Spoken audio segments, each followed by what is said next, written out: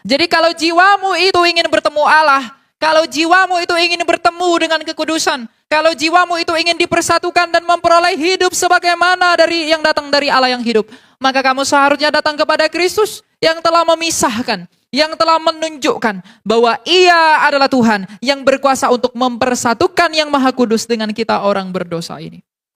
Tak selalu Tuhan menjawab doa, namun Dia beri yang terbaik di waktu yang tepat. Mari kita berdoa. Ya Raja damai, Kristus Yesus Tuhan dan Allah dan sesembahan kami, pada hari ini kami datang untuk menghadap kepada salib-Mu yang mulia. Hari ini adalah kami memperingati bahwa Engkau sedang diarak-arak menuju tempat Engkau dibakukan. Kami bersyukur, tapi kami juga berduka. Tapi hari ini kami akan mendengarkan banyak hal tentang pengorbanan-Mu yang begitu mulia, yang menyelamatkan kami.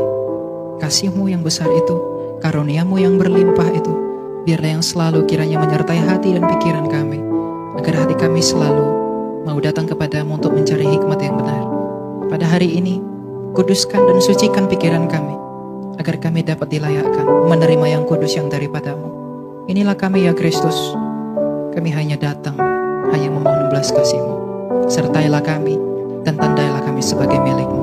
Kami telah siap mendengarkan kesaksian yang telah Engkau perkenankan dari para Rasul-Mu yang mulia, dan juga murid-murid-Mu yang kudus, bagi kami semua untuk diperdengarkan. Ya Roh Kudus, berbicaralah kepada kami. Amin. Shalom. Selamat memperingati Jumat Agung yang kudus pada hari ini. Hari ini kita sedang memperingati kematian Tuhan kita, Yesus Kristus 2029 tahun yang lalu. Ini adalah peringatan yang terbesar dalam iman Kristen. Kematian Kristus di kayu salib adalah alasan mengapa ada Natal. Kematian Dia di kayu salib adalah alasan mengapa Ia datang ke dunia ini. Kita akan belajar firman Tuhan sebagaimana yang dinubuatkan oleh Nabi Yesaya dalam Yesaya 53 ayat yang kelima. Perikop dari pasal ini adalah tentang hamba Tuhan yang menderita. Yesaya 53 adalah nubuatan Nabi Yesaya 750 tahun sebelum Kristus datang ke dunia. Yesaya di dalam hikmat Roh Kudus, ia diberitahukan nubuatan yang luar biasa yang datang daripada Roh Allah, bahwa 750 tahun ke depan akan datang seseorang yang bernama Yesus Kristus dari Nazaret yang akan memenuhi seluruh nubuatan ini. Dan mengapa ia harus memenuhi seluruh nubuatan ini? Itu disebutkan oleh Yesaya di dalam ayat 5. Dikatakan, akan tetapi Dia ditikam karena pemberontakan kita, Dia diremukkan karena kejahatan kita, hajaran yang mendatangkan damai sejahtera bagi kita ditimpakan kepadanya, dan karena bilur-bilurnya kita disembuhkan. Sekali lagi, akan tetapi Dia ditikam karena pemberontakan kita, Dia diremukkan karena kejahatan kita, hajaran yang mendatangkan damai sejahtera bagi kita ditimpakan kepadanya, dan karena bilur-bilurnya kita disembuhkan. Bapak, Ibu, Saudara, ya, saudari yang terkasih di dalam Kristus, hari ini kita sedang berdiri di hadapan tahtanya Kristus sendiri. Kalau Kristus sendiri mengakui bahwa Ia adalah Raja penguasa alam semesta, sebagaimana Ia yang memaksudkan kepada rasul-rasulnya, maka Ia bukanlah raja yang ketika datang ke dunia ini bertahta di atas tahta, sebagaimana para kaisar Romawi dan raja-raja Yunani telah berdiri. Tetapi Ia sendiri telah duduk di suatu tempat yang dianggap sebagai kutukan, yaitu salib. Dalam Galatia 3:13, Rasul Paulus mengatakan, sebab ada tertulis, terkutuklah orang yang tergantung pada kayu salib. Kematian Kristus yang kita peringati pada hari ini adalah tanda bahwa Ia setia kepada janjinya yang semula. Kedatangannya ke dunia ini bukan tanpa maksud, tapi kedatangannya ke dunia ini adalah dengan maksud membebaskan kita dari apa yang kita sendiri tidak dapat membebaskan diri kita. Hari ini kita sedang memperingati bahwa Yesus Kristus itu sedang diarak-arak menuju Golgota. Dia sedang diiring-iring oleh seruan-seruan yang berbunyi, salibkan dia, salibkan dia. Minggu lalu kita telah berbicara tentang Minggu Palma. Orang-orang yang sama juga berseru, Hosana bagi anak Daud. Tapi sekarang mereka mengganti seruan mereka dengan berseru, salibkan dia, salibkan dia. Sebelum ia disalibkan malamnya di Bukit Getsemani, Yesus Kristus mengatakan apa? Ia berdoa kepada Bapaknya, ya Bapa, sekiranya cawan ini berlalu daripadaku, tapi bukan kehendakku, tapi biarlah kehendakmu yang terjadi. Ini artinya bahwa Kristus menyerahkan dirinya secara penuh di dalam ketaatannya kepada Bapaknya untuk melakukan apa yang Bapaknya kehendaki agar ia lakukan sebagai firman yang hidup itu. Kristus datang ke dunia ini bukan tanpa maksud.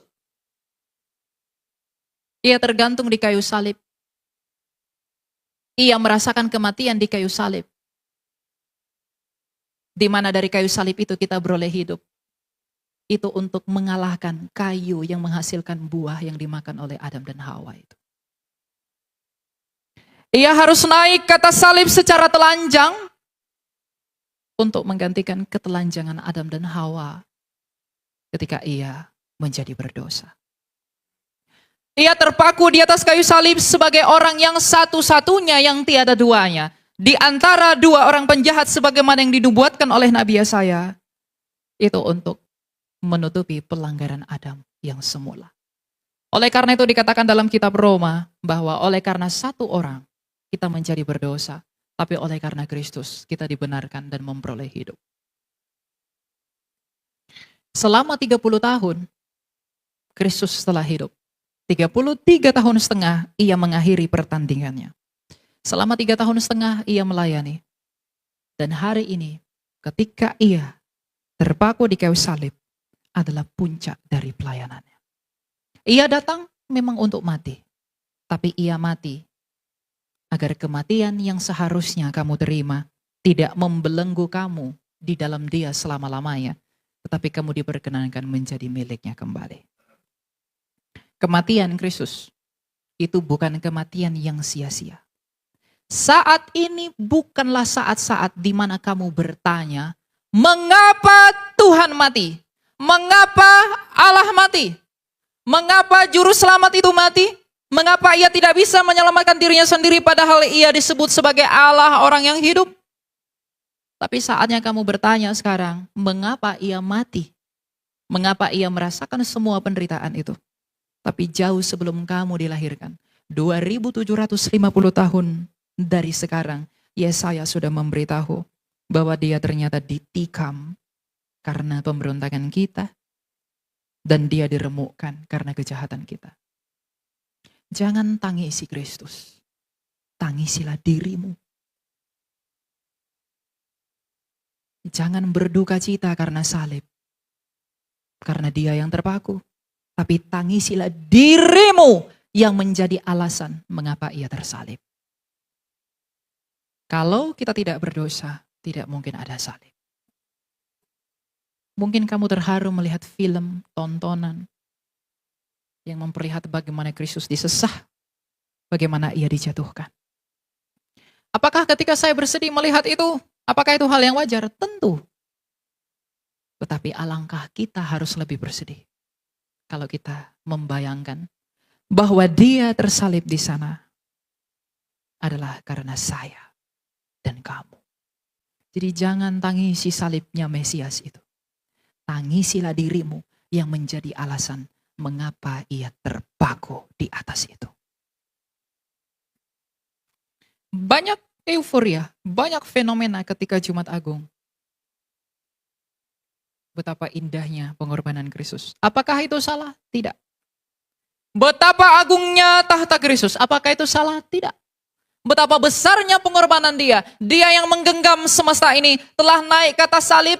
Ia telah rela disalibkan di antara dua orang penjahat. Seluruh ciptaannya meratapi dan memandang kepada dia yang tersalib itu. Semesta yang tahu bahwa ia tidak seharusnya mengalami hal itu.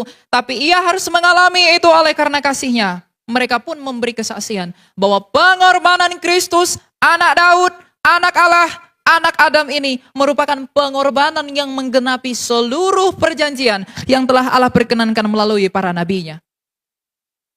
Jadi sekarang bukan saatnya kamu berpikir, mengapa aku harus percaya kepada Kristus.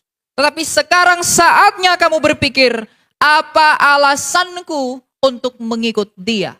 Ada begitu banyak pikiran duniawi yang sia-sia. Ada begitu banyak pikiran dunia yang sia-sia ketika mereka berargumen, ketika mereka mengatakan bahwa Yesus bukanlah Tuhan, Dia bukanlah Mesias, karena Dia sendiri mati. Dia sendiri tersalib, Dia sendiri tidak dapat menyelamatkan dirinya sendiri. Dengan berkata demikian, mereka menunjukkan bahwa mereka adalah anjing-anjing yang mengelilingi Kristus itu ketika Daud telah menyatakannya 1000 tahun lalu.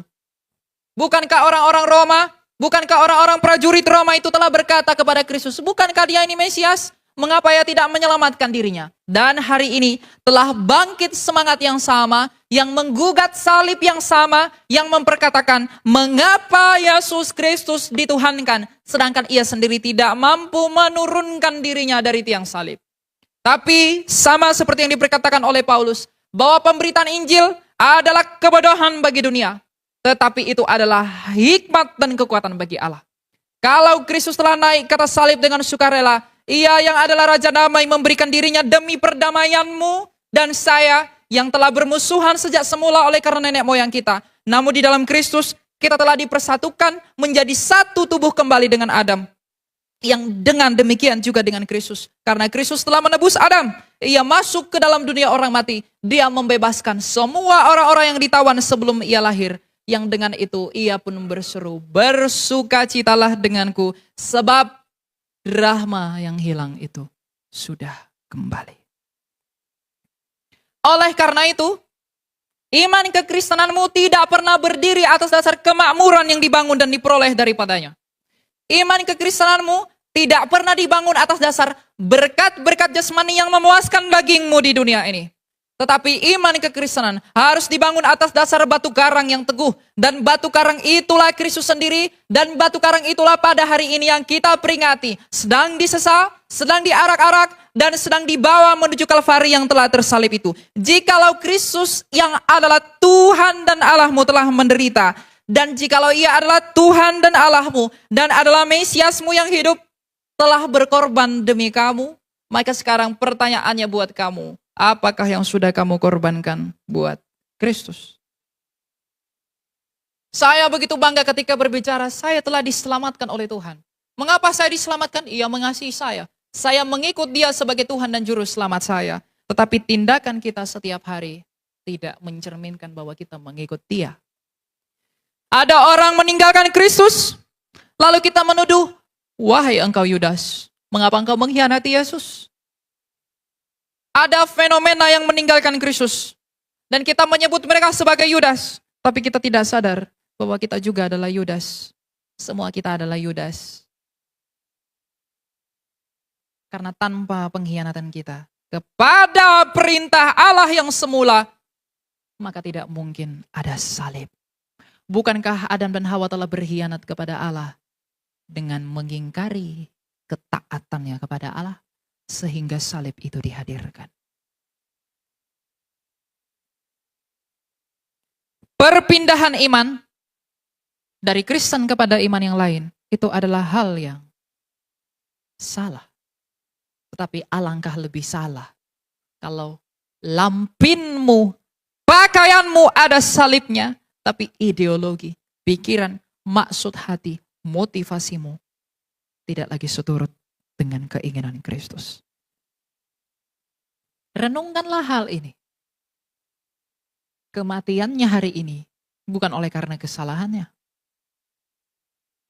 Ia telah berkata kepada orang Farisi, apakah engkau bisa membuktikan bahwa aku orang berdosa? Bahkan pengadilan Roma pun mengatakan, aku tak menemukan kesalahan apapun pada orang ini. Tapi ia harus tetap mati. Dengan alasan apakah itu? Kalau bukan oleh karena saya dan kamu. Kalau kita tahu betapa besarnya pengorbanan dia sekarang sedang dianiaya. Menuju salib yang menjadi tempat perhentiannya. Sebagai bentuk puncak puncak dari pelayanannya dan bentuk ketaatannya kepada Bapaknya. Kalau kita mengerti pengorbanannya yang luar biasa kepada kita, maka kita sebagai orang yang mengaku mengikut Dia, apakah pengorbanan kita buat Dia? Apakah pengorbanan saya untuk Dia? Bahkan pengabdianmu selama hidupmu, itu tak sebanding dengan satu tetes darahnya yang kudus itu. Kalau itu pun tidak sebanding, lalu bagaimanakah dengan aku?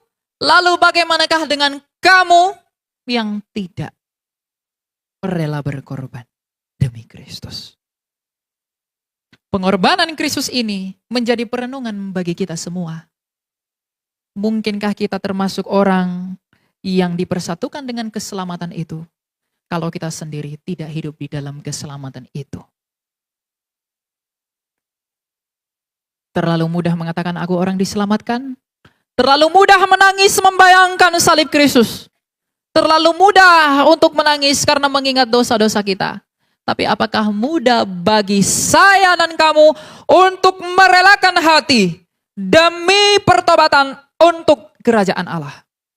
Apakah engkau rela meninggalkan pikiranmu yang sia-sia? Apakah engkau rela meninggalkan pasanganmu yang tidak tunduk kepada Kristus? Apakah engkau rela meninggalkan segala hartamu yang oleh karenanya kamu menjauh daripada Kristus? Apakah kamu rela membuang hatimu, motivasimu yang kotor ketika engkau melayani? Apakah engkau rela membuang kebiasaan burukmu? Apakah engkau rela membuang pikiranmu yang tak berguna? Kalau kamu belum rela, maka kerelaan Kristus di atas kayu salib tidak bermanfaat apa-apa untukmu. Karena ada tertulis, iman tanpa perbuatan adalah mati. Kalau saya sungguh-sungguh beriman, saya sungguh-sungguh membuktikan bahwa saya memang benar-benar diam di dalam Kristus itu, maka saya akan berbuah sebagaimana buah-buahnya Kristus. Oleh karena itu telah disebutkan dalam kitab suci, barang siapa yang makan tubuhku dan minum darahku, aku akan di dalam dia dan dia di dalam aku. Bahkan Kristus yang sama pernah bersabda, bukankah kamu adalah garam dan terang dunia? Bahkan dia sendiri mengaku bahwa akulah terang dunia. Terangnya kamu bukan dari dirimu sendiri, tapi haruslah terang dari kemuliaan Kristusmu itu. Jadi kalau kamu belum rela meninggalkan apa yang tidak diperkenankan oleh Allahmu, jangan menangis hari ini. Kalau kamu belum rela meninggalkan apa yang tidak sesuai dengan firman Allahmu yang kamu sebut sebagai Mesiasmu, jangan menangis hari ini. Tetapi kalau kamu mau merelakan dirimu, menangislah. Karena Kristus telah merelakan dirinya hari ini dengan berkata, sudah selesai. Kristus sebagai manusia, apakah ia tidak mengalami kelemahan seperti kita? Ia sangat lemah. Penulis surat Ibrani mengatakan bahwa ia bukanlah imam yang tidak turut merasakan kelemahan-kelemahan kita. Tapi ia juga sama seperti kita. Bahkan sebelum ia tersalib, ia mengatakan, hatiku susah sekali. Rasanya seperti mau mati. Dan bahkan ia berdoa kepada Bapaknya, ya Bapa, jikalau sekiranya cawan ini berlalu daripadaku. Meskipun ia di dalam ketakutan sebelum penyaliban itu. Kodratnya yang jasmani itu ketakutan. Ketika ia mau disalibkan. Tapi batinnya ia memilih tunduk kepada Bapaknya. Ini adalah pemikiran yang harus digunakan oleh semua orang yang mengaku mengikut dia. Daging ini memang lemah, tapi roh ini adalah penurut. Bagaimanakah pertandingan saya melawan daging saya? Bagaimanakah pertandingan saya melawan semua yang kotor di dalam hidup saya? Keinginan-keinginan lahiriah saya begitu banyak. Tapi apakah saya menundukkan keinginan lahiriah itu demi keinginan-keinginan roh yang ada di dalam saya, yang diperkenankan oleh Tuhan saya? Kalau belum, mengapa engkau dan saya menyebut dirimu Kristen? Ia telah mati hari ini. Sekali lagi saya katakan, jangan tangisi Tuhan. Tangisilah dirimu yang menjadi alasan mengapa ia terpaku. Apakah yang sudah kita perbuat bagi Kristus demi suatu pertanggungjawaban yang baik di hadapan tahta pengadilan Kristus kelak?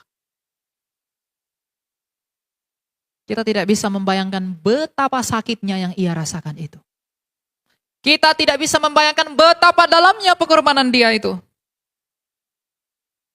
Tapi apakah kita juga tidak bisa membayangkan atau bahkan menguji dirimu, apakah yang sudah kukorbankan demi engkau ya Mesiasku yang menghidupkanku? Hidup kekristenan itu adalah hidup yang berdasar dari iman yang sejati di dalam paham yang benar tentang apa yang dilakukan oleh Kristus bagi manusia. Dan itu direfleksikan melalui hidupnya para rasulnya. Lihatlah Petrus, lihatlah Paulus, lihatlah Andreas, lihatlah Bartolomeus, lihatlah Yakobus saudara Kristus. Apakah yang mereka lakukan? Apakah yang mereka perbuat di dalam perenungan mereka akan kematian Kristus hari ini? Apakah yang terlahir dari dalam hati mereka? Di dalam bayangan, di dalam perenungan akan apa yang telah Kristus selesaikan pada hari ini? Mereka pergi, tidak memusingkan hidupnya, tidak memusingkan dirinya demi pengagungannya kepada nama Kristus. Dengan melakukan kehendak Kristus, yaitu pemberitaan Injilnya yang mulia. Karena mereka tahu, sekalipun saya mengabdi selama hidup saya, tak sebanding dengan dia yang terpaku itu, yang bukan karena kesalahannya. Jadi anak-anak muda, jangan pikir kalau saya dan kamu tidak menyalibkan Kristus lagi melalui pikiranmu yang tidak berguna. Dengan menyandarkan telingamu kepada hal-hal yang menyenangkan dagingmu, tetapi membuat batinmu semakin rusak. Saya menangis karena Kristus Tuhan telah mati menderita demi saya. Tapi apakah buah dari tangisanmu itu? Semua orang bisa menangis. Tapi apakah buah tangisan itu? Apakah arti tangisan itu? Bukankah Yudas juga menangis?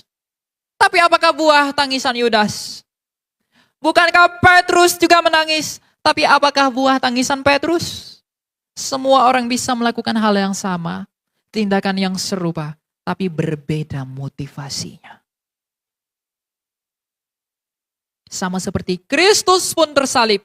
Dua orang penjahat di sebelahnya juga tersalib. Tapi yang di tengah-tengah itu tersalib dengan maksud pengorbanan kepada manusia. Tapi yang duanya telah tersalib karena kejahatan dirinya sendiri. Tidak ada yang lebih besar daripada berita tentang penyaliban Kristus. Tetapi di dalam hal yang sama, yang membuat berita penyaliban itu begitu agung dan teramat agung, itu karena ada hidup yang ada di dalam salib itu. Adam dan Hawa telah makan buah yang lahir dari pohon pengetahuan itu. Ketika ia makan buah itu, ia pun mati. Bukan karena buah itu punya kuasa, tetapi karena ketidaktaatan mereka memakan buah itu. Maka hari ini, di atas salibnya Kristus yang dari pohon itu, tergantung roti hidup. Yang kalau kita makan darinya, kita akan beroleh hidup yang kekal. Oleh buah pohon pengetahuan yang dimakan oleh Adam, kita mati. Tapi oleh buah dari salib yang tergantung, yaitu roti hidup yang adalah Kristus, kita hidup. Jadi kalau ada orang meninggalkan Kristus, dan dia masih sibuk berpikir, Yesus bukan Tuhan, dia mati. Yesus bukan Tuhan karena dia begini, begitu. Terhasut oleh pikiran para pengikut iblis. Yang benci sekali dengan penyaliban Kristus. Dan malu dengan penyaliban Kristus. Karena mereka malu terhadap penyaliban Kristus. Mereka merekayasa sebuah dongeng isapan jempol dengan berkata, Yesus tidak tersalib. Mereka mengatakan bahwa Yesus Kristus tidak tersalib. Alasannya apa? Dia hanya diserupakan. Tapi sebenarnya mereka malu. Karena mereka berpikir melalui salib itu mereka bisa menaklukkan. Mengangkat tumit mereka terhadap Kristus. Mereka berpikir neraka menang. Mereka berpikir maut telah menang. Tetapi pada akhirnya mereka diinjak-injak melalui kebangkitan Sang Kristus itu. Mereka malu. Mereka pikir sebuah senjata yang luar biasa bisa menaklukkan Yesus Kristus. Tapi senjata yang sama memakan tuannya melalui kebangkitan Kristus. Maka kalau kamu percaya kepada hal-hal seperti ini yang tidak mendatangkan hidup, kamu percaya kepada hal-hal seperti ini, bahkan berniat untuk mempertimbangkan hal-hal seperti ini, maka kamu sedang masuk ke dalam perangkapnya si jahat. Karena mereka malu mengakui hamba Tuhan yang menderita demi dosa. Ketika ia mati hari ini, ia terpaku di atas kayu salib. Ia berseru, Eli, Eli lama sabachthani. Ia juga berseru, sudah selesai, tetelestai. Hutang sudah lunas dibayar.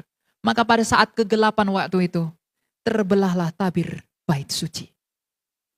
Ruang, pembatas ruang kudus dan ruang maha kudus dirobek oleh kematian Kristus, yang artinya tidak ada lagi penghalang antara yang maha kudus dengan manusia melalui kematiannya.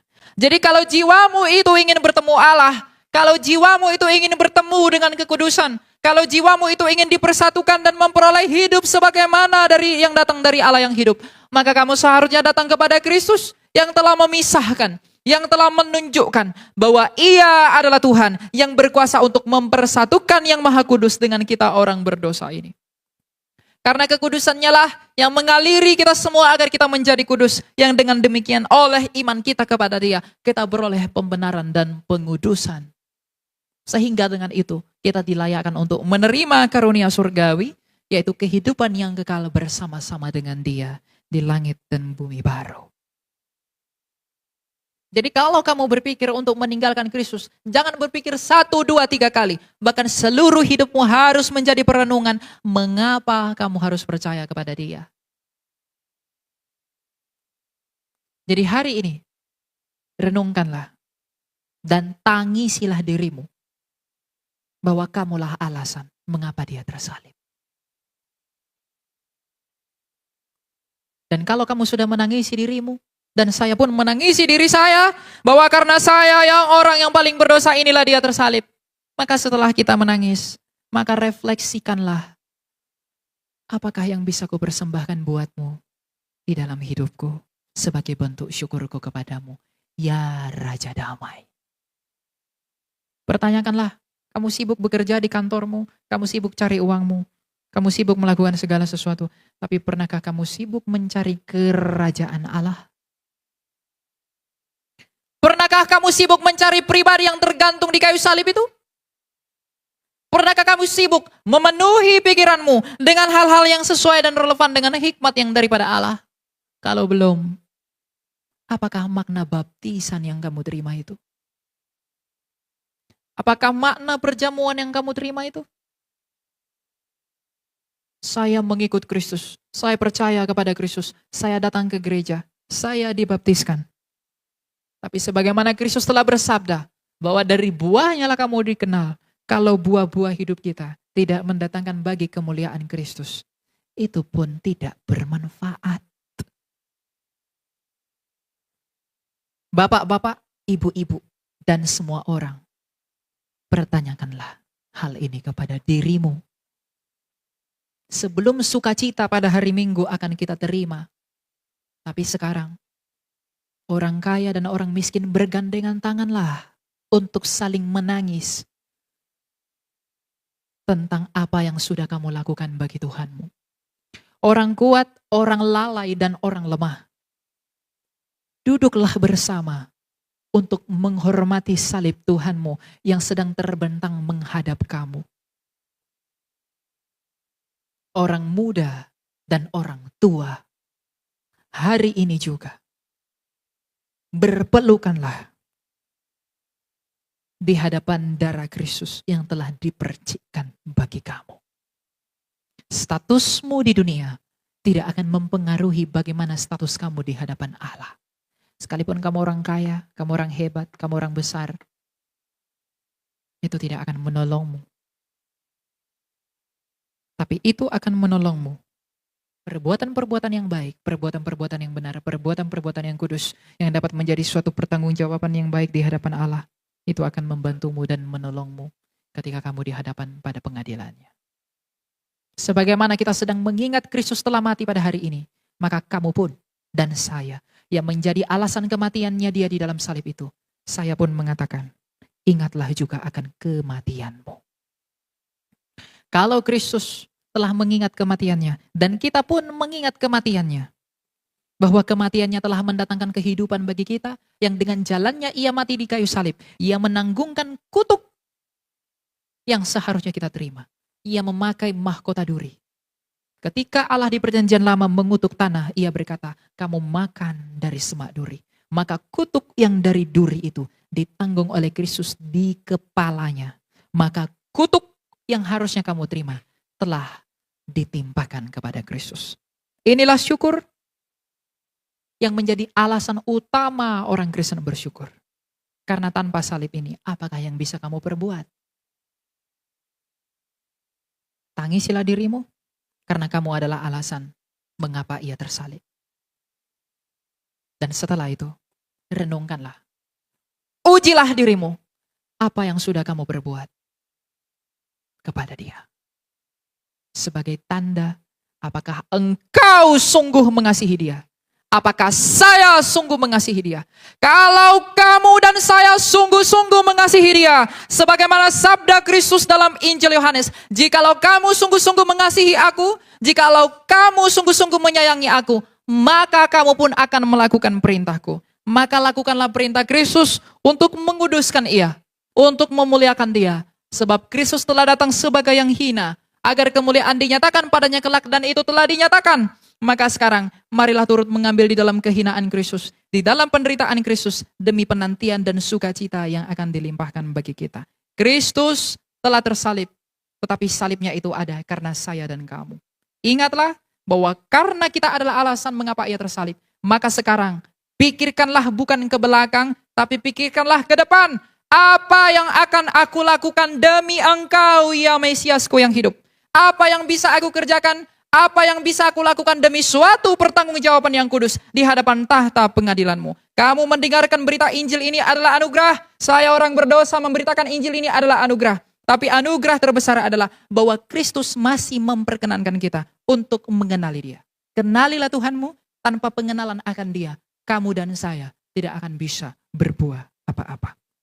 Jumat Agung adalah puncak perayaan iman Kristen. Maka pada momen ini, karena kita adalah alasan mengapa Jumat Agung itu ada, maka sekarang karena itu telah terjadi 2000 tahun lalu, pikirkanlah apa yang akan kulakukan buat Kristus. Karena kalau kamu tidak melakukan apa-apa, sama seperti gandum dan ilalang yang dituai, gandum dimasukkan ke dalam lumbung, ilalang akan dibuang. Orang yang tak berbuah akan dibuang ke dalam api. Selamat Jumat Agung. Tuhan memberkati. Kita berdoa, mari kita berdoa. Bapa yang bertahta dalam kerajaan surga, kami bersyukur dan berterima kasih kepadamu Bapa untuk segala sesuatu yang kami terima pada hari ini. Kami telah Engkau perkenankan menerima hikmat-Mu.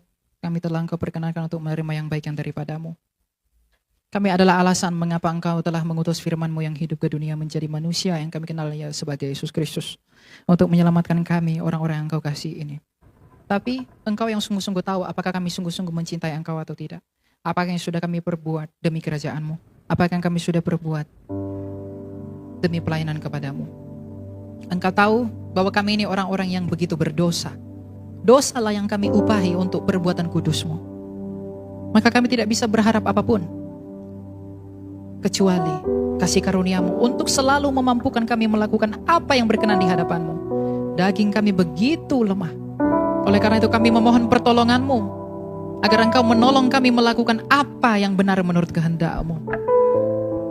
Kami ini adalah anak-anak yang terhilang, tapi sebagaimana Engkau tidak menolak anak yang hilang, malah Engkau menyambutnya dengan sukacita, maka sambutlah kami anak-anak-Mu yang hilang ini. Sebagaimana Engkau juga tidak menolak perempuan pesundal yang datang kepadamu, maka janganlah tolak kami jikalau kami mau menyentuh tangan-Mu. Janganlah tolak kami jikalau kami mau datang kepadamu. Janganlah tolak kami jikalau kami mau datang kepada pelukan-Mu. Janganlah Engkau menepis tangan-Mu kepada kami orang berdosa ini ya Kristus. Tapi kiranya ampunilah kami dan terimalah kami sebagaimana Engkau terima perempuan itu. Karena kami tahu bahwa kami ini begitu berdosa, begitu kotor dan tak mampu berbuat apa-apa pun di hadapan-Mu. Dan sebagaimana Engkau telah mendatangi pemungut cukai, Engkau dianggap bodoh oleh orang-orang pada masa itu karena Engkau telah bergaul dengan orang berdosa. Tapi kami adalah orang-orang yang lebih berdosa lagi daripadanya ya Kristus. Maka pada hari ini, hampirilah kami. Jangan lewati tempat hati kami. Datanglah kepada kami. Angkatlah kami sebagai murid-Mu, sebagaimana Engkau mengangkat pemungut cukai itu menjadi murid-Mu. Karena kami adalah sama-sama orang berdosa. Sebagaimana Engkau menghardik Saulus, dan Engkau mengubahkannya menjadi Paulus melalui penderitaan. maka kami pun merelakan hati kami sebagaimana Engkau telah merelakan dirimu untuk menderita. Maka kami pun merelakan diri kami untuk menderita sebagai bentuk perkenanan kepadamu, agar iman kami yang murni di hadapan-Mu ya Kristus menjadi suatu kekayaan yang sempurna bagi kami. Dan sebagaimana Engkau mengubahkan Saulus, maka ubahkanlah juga kami menjadi Paulus yang baru. Kami adalah alasan mengapa Engkau tersalib. Kami menangis tentang pengorbanan-Mu, tapi alangkah lebih baik kalau kami menangis bahwa kami adalah alasan mengapa Engkau tersalib. Apakah yang sudah kami lakukan bagimu, wahai Engkau yang tersalib? Apakah yang sudah kami lakukan bagimu, wahai Engkau yang menggenggam semesta, yang disalibkan oleh ciptaan-Mu sendiri? Kami begitu keji, kami begitu hina, kami begitu berdosa. Apakah yang akan kami ucapkan ketika kami menghadapkan wajah kami kepada surga? Apakah yang kami ungkapkan di dalam hati kami kepadamu? Apakah kami sungguh-sungguh mengasihimu? Lihatlah pekerjaan kami, lihatlah apa yang kami lakukan demi nama-Mu. Engkau tidak akan menemukan sesuatu yang baik. Oleh karena itu kasihanilah kami selalu, agar kami dapat berseru sebagaimana yang di sebelah-Mu telah berseru. Ingatlah akan kami ya Kristus apabila Engkau datang dalam kerajaan-Mu. Maka pada kesempatan yang sama pada hari ini, kami memandang di dalam kasih karunia-Mu, di dalam salib yang terbentang, di mana lengan-Mu menghadap kepada kami. Maka kami akan berperilaku sebagai penjahat yang di sebelah-Mu. Kami pun akan berseru, ingatlah akan kami ya Kristus apabila Engkau datang dalam kerajaan-Mu. Engkau adalah timbangan yang adil di antara dua penjahat itu. Yang satu telah binasa karena ia meninggikan dirinya dan tidak mengakui Engkau. Tapi yang satunya telah Engkau bawa dalam firdaus-Mu karena ia telah merendahkan dirinya dan mengakui Engkau sebagai Raja. Maka pada saat yang sama di tengah hikmat dunia yang ada di sekeliling kami pun mengakui meskipun Engkau tersalib, Engkau dipandang lemah, tapi kami pun akan mengaku sebagaimana yang di sebelah-Mu telah mengaku bahwa Engkau adalah Raja kami. Karena Engkau adalah Raja kami, maka berkenanlah untuk memerintah dalam hati kami yang kotor ini. Karena sebagaimana Engkau merelakan dirimu untuk berbaring ketika Engkau lahir di kandang domba yang hina, maka relakanlah Engkau juga untuk diam di dalam tubuh kami yang cemar ini. Karena Engkau tak menemukan sesuatu yang baik di dalam kami. Hari ini kami bersyukur bahwa Engkau taat kepada Bapa-Mu sebagai bentuk cinta-Mu yang begitu mulia. Maka bagikanlah kami cinta-Mu itu, agar kami juga dapat mencintai-Mu dengan sungguh-sungguh, menjauhi kefasikan, menjauhi ketamakan, menjauhi kecemaran, dan menjauhi kepahitan yang tidak berkenan di hadapan-Mu. Kami hanya berseru, ya Raja Damai yang menguasai segala sesuatu, tersalib pada hari ini, kasihanilah kami yang menjadi alasan mengapa Engkau tersalib. Ingatlah akan kami dan perkenankanlah kami sebagaimana Engkau telah memperkenankan rasul-rasul-Mu yang mulia. Sebab kemuliaan hanya kami panjatkan kepadamu ya Kristus Yesus, Mesias kami yang hidup. Dan bagi Bapa-Mu yang mulia itu, dan bagi Roh-Mu yang kudus, sekarang dan selalu, serta untuk selama-lamanya. Amin. Tak selalu Tuhan menjawab doa, namun Dia beri yang terbaik di waktu